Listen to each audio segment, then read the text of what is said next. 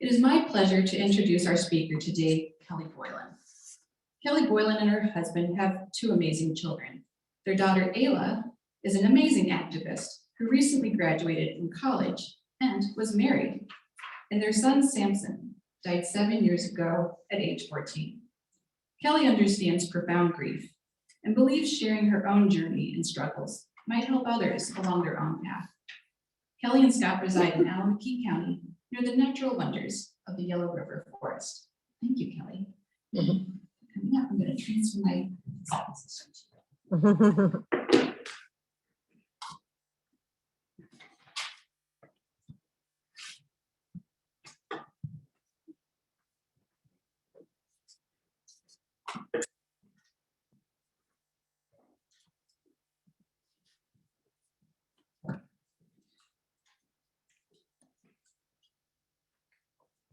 Thank you, everyone, for welcoming me today.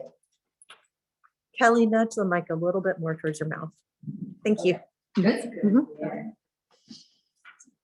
Thank you again for welcoming me here today.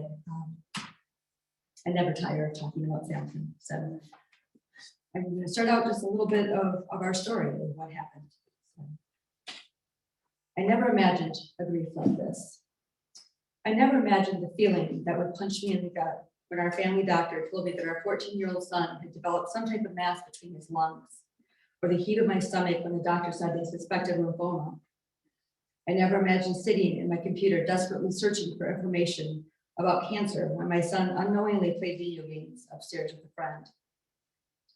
I never imagined walking into a pediatric oncology area of the hospital with my child, or sitting in hospital chairs waiting for them to perform a biopsy on the mass, with the doctor pulling us into a private room to say that the blood test showed that it was instead leukemia, and we would be admitted to the hospital that very afternoon. Acting as if it was, of course, I'll be just fine for Samson's sake, but inside my heart was pounding and there was a lump in my throat. My cautious optimism when I felt they said survival rates for both leukemia and lymphoma caught early are better than 95%. I never imagined sitting in a waiting room with my husband, Scott, and our 17-year-old daughter, Ayla, while doctors installed a port catheter in our son's chest and took a sample of bone marrow from his hip. His sleepy eyes opening as he came out of anesthesia, saying, "Hey, Mom," in his casual way. I never imagined trying to talk to my child when he was scared and angry, wondering why this was happening to him. I never imagined what it would feel like to watch chemotherapy, drugs administered to our child. I never imagined thinking about how they were putting poison into my son, because that's really what chemo is. I never imagined the nervous happiness the morning he was supposed to come home 7 days later after his third chemo treatment, or my confusion when my husband sent me a text simply saying, "You need to come here now." Not knowing what was happening to him that day, and even worse, watching the medical staff, because we could see that they didn't know what was going on either, even though we all desperately wanted to know as well. He was confused and disoriented, and as the day went on, he became agitated to the point of aggression. By evening, he was sedated and placed on a ventilator and transferred to ICU. I never imagined watching our child on a vent, his chest rising and falling as the machine breathed for him, truly believing that at some point in the next few days, he again would open his eyes in that same sleepy way and say, "Hey, Mom." That afternoon, medical staff discovered his ammonia levels were high. I never even knew that we had ammonia in our bodies. I never imagined how fast I could drive to the hospital when my husband called me at 11:30 next night, telling me to come back right away. Walking into the pediatric ICU room full of so many people that there was hardly room for me. Seeing so many medicines go into our child that the IV pole looked like mission control that could topple over at any moment. I never imagined watching a neurologist look into my child's eyes, shake his head, and then not meet my eyes. The medical staff decided he needed dialysis to remove the ammonia from his body, and that maybe would reduce the swelling in his brain, and he would have a chance. Riding in the front seat of an ambulance to a larger hospital while others ate Thanksgiving dinner, knowing that the nurse and paramedics in the back could take better care of our child than we could. We knew things were bad at that point, but we didn't know how bad, we still had hope. I never imagined being in a conference room at a hospital with a team of medical experts telling us that all we knew was Samson was gone and not coming back. Watching our parents, Samson's grandparents, cry as we told them. And choking on the words I could barely get out by calling the parents of Samson's friends.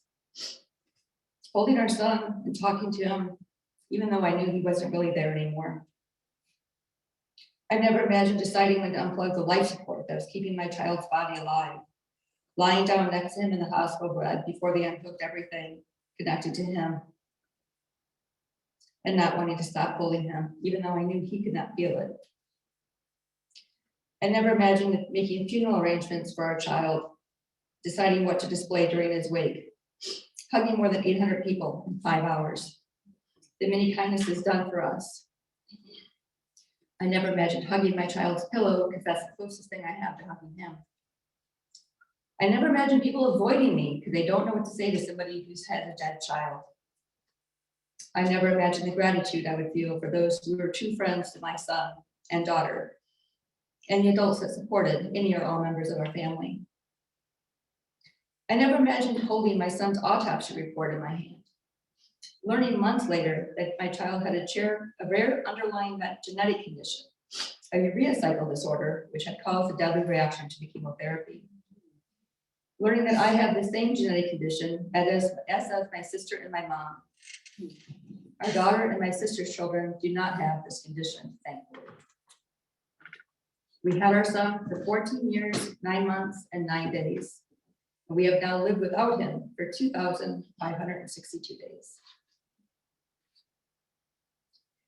People will often say, I can't imagine. We can't either, it's our lives. I compare living with this grief as living in the twilight zone. It's like we're stuck in the wrong reality. And if I just entered another room or woke up or something, we'd still be alive. I have learned an awful lot in the last 7 years. I've learned there's no other side to grief. It's not something that you push through and it's over. It's more like a never-ending storm that sometimes it rages and sometimes it ebbs, but it's always with you. You don't move on. Instead, your life continues to expand around the grief as time passes and you figure out how to live with it. Sometimes grief is like a wave that drowns you, and other times it carries you. And I've learned that if you don't fight the waves of grief, you eventually learn how to float. Our society sucks at grief. We stuff our feelings of sadness down and we don't talk about it. Sometimes people don't talk about what they are mourning. And it's not just death that creates grief. So does job loss, so does divorce, so does the decline in health that keeps you from the things that you love. Let those who are grieving be sad. We have this idea in our society that sadness and frustration and anger are negative emotions, but they're not, they're just emotions. You do negative things with them, but it's fine to feel them. Some days I'm very sad and I miss my son, and there's absolutely nothing wrong with that. It is not good or healthy to stay in that sad place for an extended period of time, but it's perfectly fine to be sad. Do not deny your own grief when you lose someone you love or have a major life-changing event. There's nothing shameful about mourning. I find it strange when people comment that I'm so strong because I've gone on living. Do they say this because I'm not lying on the floor crying? Because you know what, I've done that too. And eventually the floor gets cold and you get tired and you have to get up because you have no other choice. Owning your emotions and allowing yourself to feel them often takes more strength than being numb or suppressing them. Grief will make you do things and think things you never thought possible. Someone told me this right after Samson died, and I had no idea what they were talking about. And then a few months later, another mom who lost her daughter was in her late 20s. She had died in her sleep. And she commented that we were fortunate because we had been with Sam when he died. My first response was pure anger. I was like, you had twice as long. I was horrified at myself and thankful I did not say that out loud. But then it dawned on me that this was what my friend was referring to. If you think there's a time limit on grief, you are very wrong. If you think I should be done grieving, I'll probably just tell you that it's time for you to stop loving your child because it doesn't make sense. things probably will not get better after a year passed. I had this idea in my head, oh, make it a year, it's gonna be easier. Well, it turns out some dates, such as our first Christmas, we were so numb that the second one was actually worse. Hmm. At first, I didn't even respond to some of the invitations to lunch or other low-key events that my friends offered. When you're simply trying to get through the day and survive, anything other than the bare necessities require more energy than you may have, and that's okay. About the time I thought I might be ready to rejoin in some social activities, it was about the same time some people stopped inviting me because they gave up. So don't give up on your friends. Don't pester them, but don't give up. Grief is not a competition. I've had people say things to me like, well, I lost a sibling, but that's nothing compared to losing your child. One of Sam's friends told me she felt ashamed for crying in front of us at the wake because losing her friend was nothing compared to us losing our child. Don't hide your tears from me, thinking I don't want to see them. To the contrary, knowing that other people are grieving with me gives me a comfort I cannot fully explain. Losing a child is an unimaginable grief, but my pain should never make you feel like your pain isn't important. Grief can rip families apart. You're both just trying to get through the day, each hour, each breath. The person you might need the most might also desperately need you, but when you're just trying to survive the pain, you sometimes have nothing left to give. Some people like to be alone when they're sad, others like to be held when they cry. And neither of those things are right or wrong, but failing to recognize the differences in the grieving process can be devastating. If you feel isolated or lonely when you are grieving, ask your significant other to go to counseling with you. If they won't go alone. Happiness is now a strange thing. I still sometimes feel like my smile doesn't reach all the way to my eyes. Part of me thinks that if I let go of the sadness and I enjoy my life, I'm somehow letting go of my son. I sometimes feel guilty when I am happy. And this might make sense to you and it might not. But I concluded it's just another thing that I might figure out, I might not. I will not apologize for crying. My tears are healing, and if someone else is uncomfortable with them, that is their problem and not mine. Please talk to your children about death and grief. Explain the grief process, maybe once a year, so if they get older, you can discuss it in different ways. And cry in front of your children or grandchildren so that they know it's okay to be sad. If someone you care about is grieving, talking to them might be difficult, but they are not looking for you to fix what happened. Most often, they simply need to know that you are with them. You don't need to be perfect, you need to be present. Do not offer solutions unless you're asked for them. Avoid making at least statements to the grieving. At least you still have your daughter. At least he had one while he was alive. I know people mean well, but I don't think any at least statement ever actually means anything.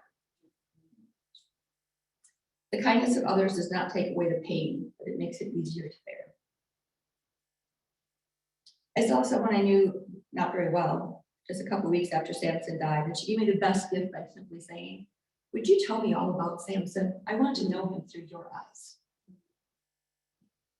I love talking about him. People were like, I didn't want to bring it up. Oh, trust me, I haven't forgotten. I like talking about him.